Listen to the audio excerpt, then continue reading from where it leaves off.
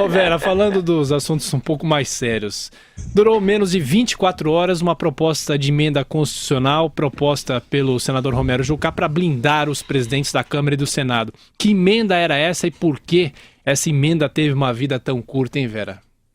Na verdade, durou cerca de 3 horas, Thiago. Foi a vida mais efêmera de uma proposta legislativa, eu acho, que tem notícia na história. O senador Romero Jucá, o mesmo que foi flagrado no grampo do ex-presidente da Transpetro, Sérgio Machado, falando que era necessário ali dar uma contida na Lava Jato e pôr as coisas nos trilhos, apresentou uma proposta de emenda constitucional para que os presidentes da Câmara e do Senado fossem beneficiados por uma regra que vale para o presidente da República, de que não poderiam ser processados no curso do mandato por crimes ocorridos nos mandatos passados. Só para ter uma ideia, isso beneficiaria diretamente Eunício Oliveira e Rodrigo Maia, que são citados na Lava Jato, e as citações dizem respeito ao mandato anterior, ao mandato que se encerrou em 2014.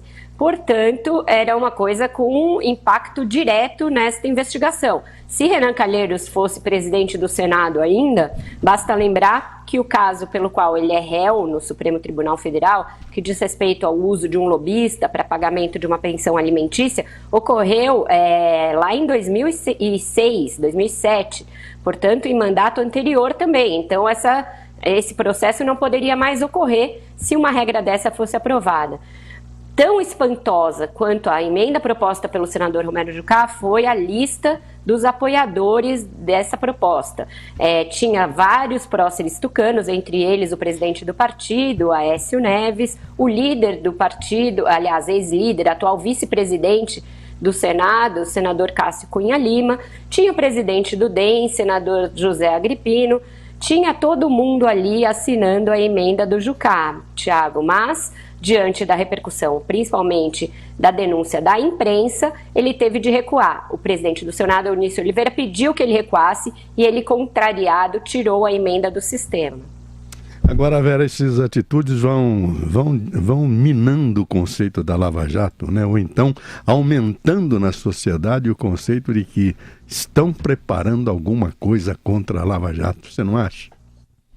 Pois é, Joseval, tem aquele desenho da Hanna-Barbera, né, de um coiote que está sempre tentando pegar o Papaléguas e sempre dá errado, ele se mete em toda sorte de confusão. Eu vejo esses conspiradores contra a Lava Jato mais ou menos como esse coiote do desenho, Joseval, porque eles estão sempre tentando alguma coisa e arquitetando um plano Acme, como ele fazia, e a coisa dá errado. Dá errado por quê? Porque a sociedade está vigilando, Joseval, está todo mundo com os olhos postos no que esse pessoal está fazendo. A política não se dá mais em gabinetes fechados, ela se dá nas redes sociais, ela se dá com a imprensa olhando, com os procuradores vigilantes. Então, você veja que o Congresso ele está sim disposto a pôr algum freio de arrumação na Lava Jato, mas tem dado sistematicamente errado.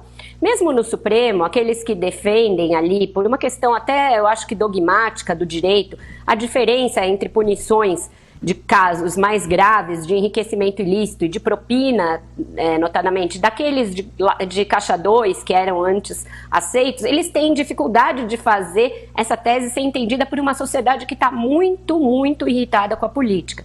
Então você veja que ontem o Supremo, analisando um recurso do ex-deputado Eduardo Cunha, manteve a prisão, como eu tinha falado no 3 em 1, tinha falado aqui de manhã. Porque o Sérgio Moro, sabidamente ali, astutamente, na semana anterior tinha justificado as razões pelas quais ele mantinha Eduardo Cunha preso. Tudo bem que o Supremo ainda vai analisar um habeas corpus do ex-deputado, mas essa decisão de ontem sinaliza uma dificuldade para, pelo menos nesse caso, eles soltarem o Eduardo Cunha com base naquela afirmação de que a Lava Jato mantém as pessoas presas tempos demais.